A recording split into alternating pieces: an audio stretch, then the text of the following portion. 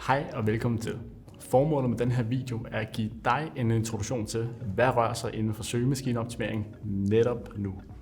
Google er nemlig i konstant forandring, så ultimo 2022, start 2023, der er det de her ting, du bør fokusere på.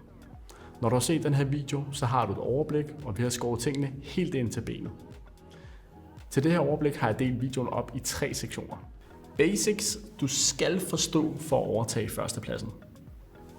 Metoder, der rykker ekstraordinært på Google lige nu. Og 3 unormale ting, der går igen og igen blandt de mest succesfulde i markedet. Skulle du blive nysgerrig efter du har set videoen, så arbejder vi lige nu på et fuldt videoforløb, hvor vi kommer til at dykke ned i nogle af de konkrete cases og interviewe nogle af de virksomheder, som gør det absolut bedst lige nu.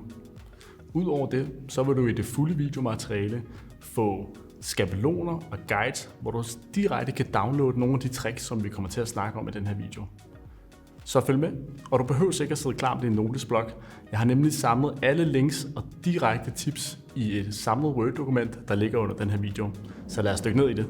Først en lille introduktion til mig, og hvad det er for nogle erfaringer, vi trækker på ned igennem den her video. Mit navn er Peter. Jeg er 29 år gammel, og jeg driver til dagligt bureauet PK Media, som jeg startede tilbage i 2016. Vi sidder 16 specialister og arbejder med vidt forskellige cases, særligt inden for søgemaskineoptimering. Her arbejder vi med tandlæger og forskellige typer af klinikker, altså de lokale spillere, men også webshops og internationale brands, der har en milliardomsætning. Erfaringerne og eksemplerne i den her video er altså relevant både fra de mindre og de større aktører i indland og udland. Det er generelle cases, vi trækker på. PK Media er et bureau, vi har udviklet uden nogen som helst sælgere eller udgående salg. Forretningen er bygget udelukkende på at lægge nummer 1 med søgemaskineoptimering, og det er altså på ord som, hvad er SEO, SEO-bureau, SEO-firma og en række andre relevante termer. Og den her synlighed, den sikrer os, at vi hver uge får henvendelser inbound, der gør, at vi kan starte med at følge op på de henvendelser, de leads, vi modtager. Det vil altså sige ingen kold canvas, og det styrker vores forretning rigtig godt. Jeg har taget nogle eksempler med her. Her kan vi se, når vi går på Outlook, og vi går ind under vores bureaus kontaktmail, så kan vi se i indbakken, hvad er det for nogle emner, der kommer ind. Et typisk eksempel her er nogen, der gerne vil have tjekket deres hjemmeside igennem. Kommer ikke så meget kontaktdata. De får testet deres URL. Her har vi et andet eksempel med nogen, der beskriver en konkret opgave. Et andet eksempel på en konkret opgave. Her har vi så nogen, der sender en forespørgsel på noget SEO-workshop.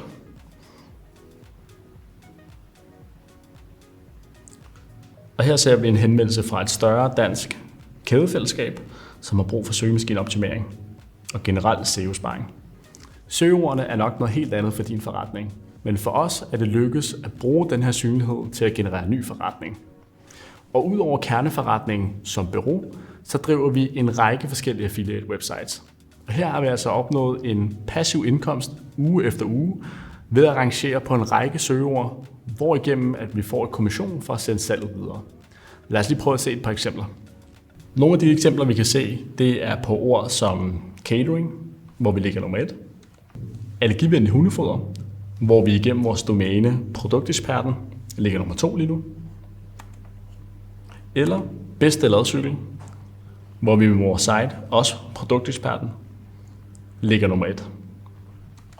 Uanset dit speciale og produktområde, så er det nogle af de her erfaringer, vi kommer til at trække på i videoen. Udover arbejdet, vi laver med en række forskellige cases, både i indland og i udland. Lad os dykke ned i det. For at overtage førstepladsen på Google, så er det vigtigt, at vi har den samme forståelse af begrebet. Med SEO, der henviser vi til Search Engine Optimization, eller søgemaskineoptimering på dansk. Og her henviser vi i processen og arbejder med at optimere dit content til at rangere højt i Googles organiske søgeresultater.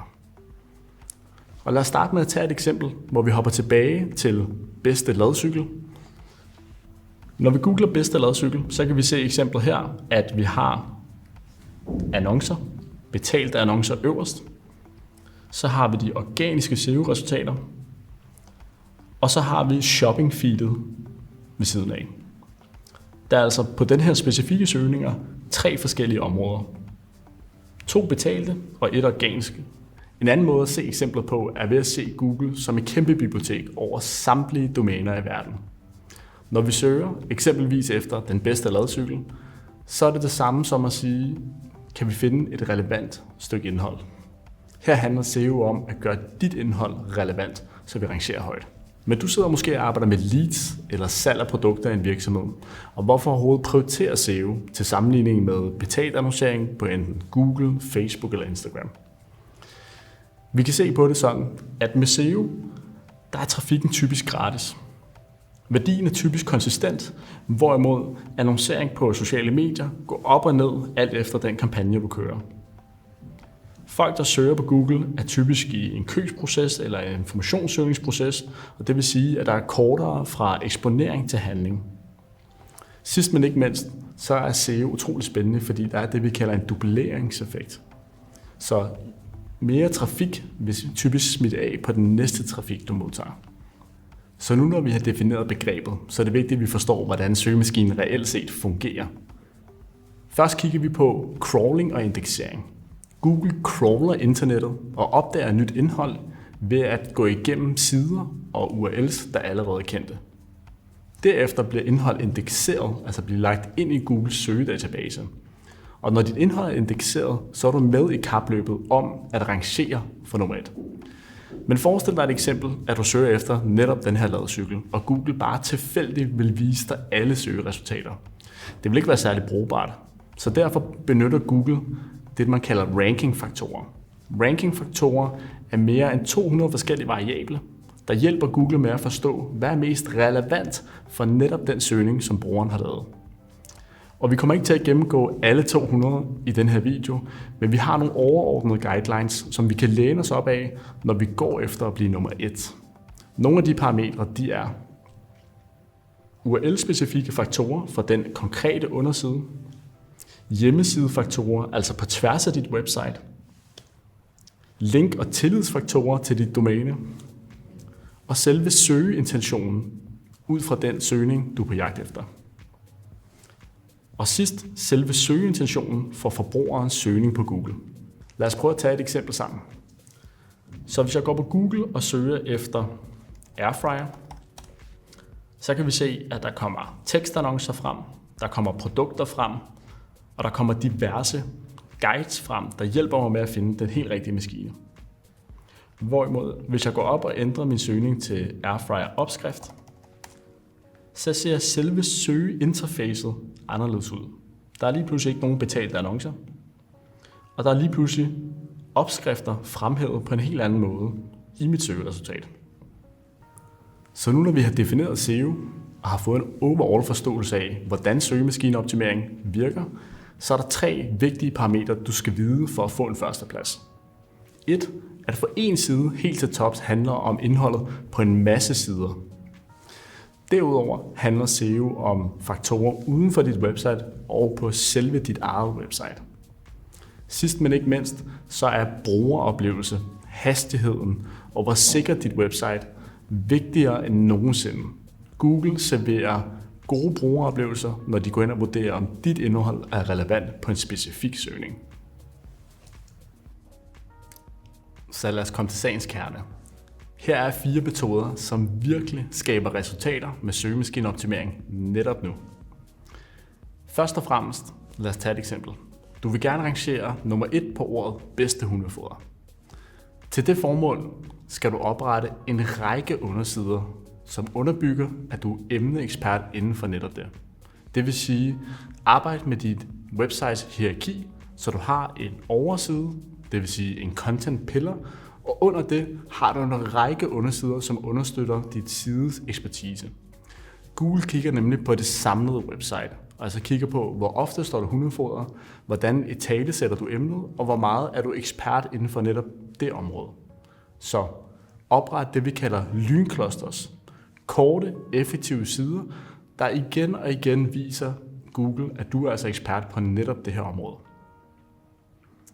Som metode nummer 2, der anbefaler vi, at du går ind og skriver omkring trafikdrivers. Med andre ord er det ord, du skriver og taler om, uden at du reelt set går efter et konkret salg. Tilbage til vores hundefoder eksempel. Du vil gerne sælge hundefoder og skriver måske omkring billigt hundefoder, bedste barf hundefoder. Men udover det, så skriver du omkring nogle konkrete ord, hvor der ikke er betalt annoncering eller andre elementer, som kan stjæle dine kliks og hermed din trafik. Et eksempel kunne være, at du skrev en artikel omkring verdens største hund. Søgningen er der flere tusind søgninger på månedligt, og det vil altså være en kæmpe driver, hvis du formår at ligge nummer 1 med en informativ artikel. Og det vil booste tillid og trust, som vi netop så var en rankingfaktor for at få dit website helt op. En tredje metode, du skal kende til, er tving indeks af nyt indhold. Med andre ord handler det om at bede Google om at læse dit indhold før andet. Det er netop blevet relevant i 2022, hvor Google har reduceret kraftigt hastigheden for, hvor hurtigt de opdager og læser nyt indhold. Og som vendt før, hvis ikke dit indhold er indekseret, så er du slet ikke med i kapløbet omkring at blive nummer 1. En fjerde og sidste arbejdsmetode er, at du bør kontinuerligt arbejde med performance på dit website, så du ikke bare producerer mere og bedre indhold, men du også gennemarbejder, hvor hurtigt du leverer det til din bruger, og hvor god en brugeroplevelse det er på at være på dit website. For i 2022 er Google blevet langt mere kritisk overfor, hvor godt et søgeresultat din side skal levere for at blive rangeret nummer 1. Til det formål anbefaler vi, at du kigger på WP Rocket, som er et WordPress-plugin, eller at du reelt set diskuterer med dig selv, hvad er det for en page builder, du bruger til at servere dit indhold. Fordi selvom du bruger WordPress, så kan der være mange forskellige systemer til at levere det indhold, du har på din side. Tjek linket i bunden af den her video, der har vi lavet en step-by-step guide til, hvordan du tester det her igennem Google PageSpeed Insights. Så 3 unormale ting, vi oplever fra nogle af de stærkeste SEO-spillere i markedet. Del 1. Mange af de store spillere, de køber og bytter links. Og det her står altså lidt i kontrast til Googles retningslinjer, hvor de direkte skriver, at de er imod, at man går ud og betaler for at få et link ind til sit website. Bytte af links sker typisk igennem forums, blandt andet på Facebook, hvor vi kan se, at nogle af de her webmasters med flere domæner bytter på kryds og tværs. Der kan altså være en fordel i, at man ikke bare har én side, fordi hvis man giver et link og får et tilbage fra samme side, har det ikke den store effekt. Hvorimod, hvis man bytter på tværs, så kan man altså få opbygget en rigtig stærk linkprofil, uden at skulle lægge penge for det.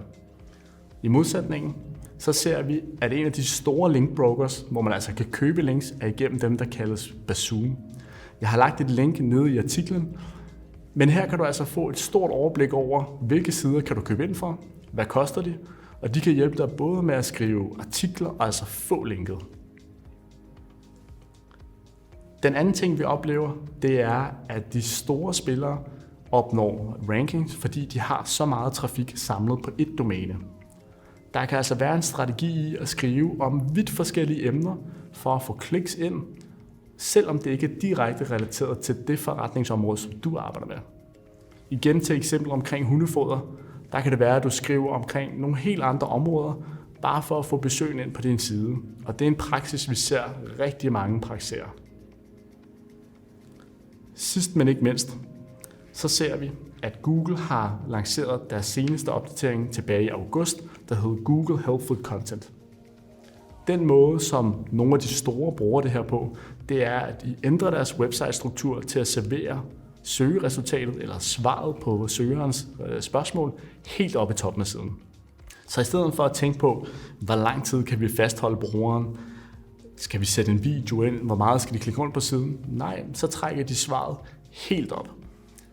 Det har den fordel, at så frem du rangerer på første side, så har du en chance